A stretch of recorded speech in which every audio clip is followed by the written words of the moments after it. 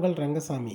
நாம் இன்னைக்கு எந்த ஸ்டாக்கை வாங்குறது அப்படின்ற ஒரு கேள்வி எல்லாருக்கும் இருக்கும். இந்த கேள்விக்கு என்ன பதில் அப்படின்னு பார்ப்போம்.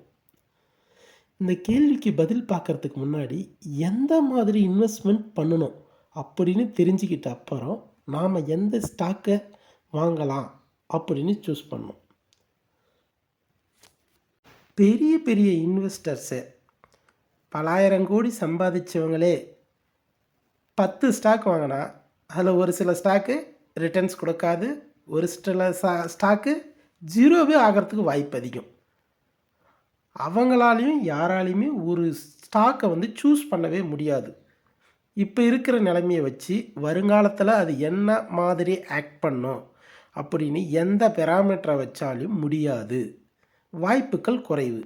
அதனால் நாம் ஸ்டாக்கை வாங்கிறதுக்கு முன்னாடி 1-2 ஸ்டாக் வாங்காமல் ஒரு 10 லட்சம் இருந்துச்சுன்னா 10 to 20 ஸ்டாக், எவ்வளோ பணம் இருக்குதுன்றது முக்கியம் இல்லை, ஒரு மினிமம் கொஞ்சம் அதிகப்படியான ஸ்டாக்கை வாங்கணும் ஒரு விஷயம்.